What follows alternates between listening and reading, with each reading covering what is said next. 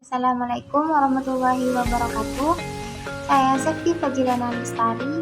Di sini saya akan menjelaskan sedikit tentang model studi kawasan di dunia Islam. Baik, kita langsung saja pada pembahasannya. Yang pertama di sini ada model studi kawasan dunia Islam, di mana suatu studi yang menyeluruh tentang tipe-tipe kebudayaan Islam yang berbeda. Nampaknya tidak cukup sampai di sini. Dari kacamata besar, seperti yang telah dikemukakan di atas, sudah menampakkan banyaknya perbedaan dan keagamaan budaya dunia Islam. Dan yang kedua ada ruang lingkup studi kawasan dunia Islam Indonesia.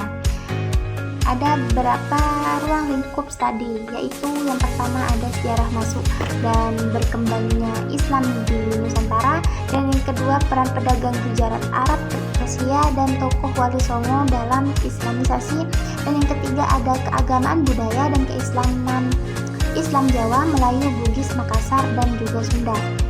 Dan yang keempat Sasak, Minangkabau, dan lainnya. Yang kelima pemikiran dan organisasi keislaman. Yang keenam NU, Muhammadiyah, Persis, Al-Wasliyah, dan lain-lain. Yang ketujuh ada politik dan demokrasi Islam di Indonesia. Yang kedelapan ada hubungan Islam dan negara, partai politik Islam, kebijakan publik bernuansa. Dan yang kesembilan ada ekonomi syariah dan pembangunan. Dan yang kesepuluh ada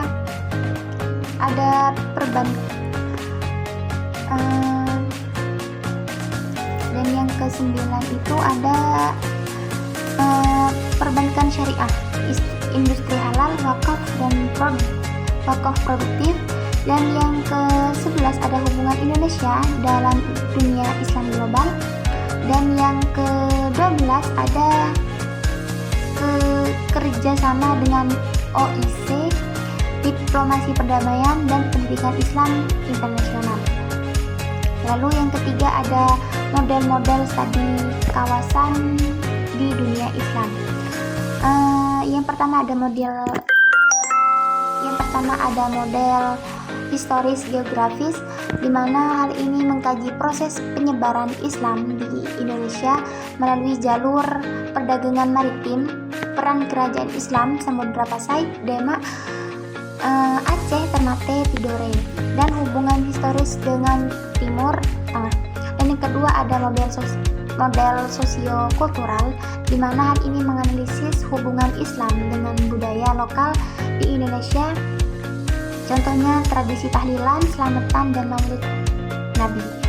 Dan yang ketiga ada model politik kelembagaan, di mana hal ini mengamati dinamika politik umat Islam Indonesia, yaitu fokus utamanya adalah peran NU dan Muhammadiyah dalam politik kebangsaan. Seperti itu.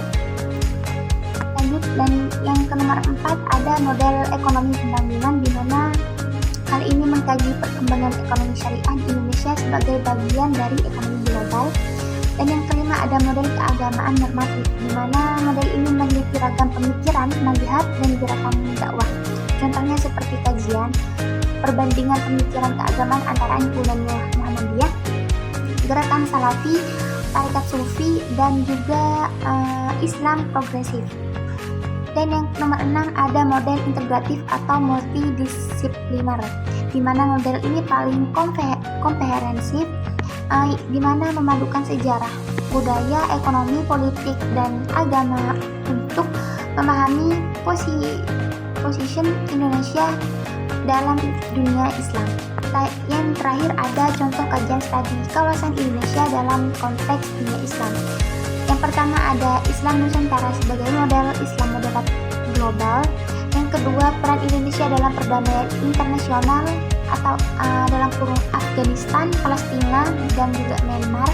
Yang ketiga ada kebangkitan industri halal Indonesia dalam ekonomi dunia Islam.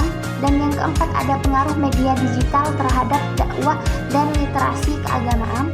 Dan yang nomor 5 ada pesantren sebagai pusat pendidik di dunia. Jadi mungkin hanya itu yang dapat saya sampaikan, kurang dan lebihnya mohon maaf. Wassalamualaikum warahmatullahi wabarakatuh.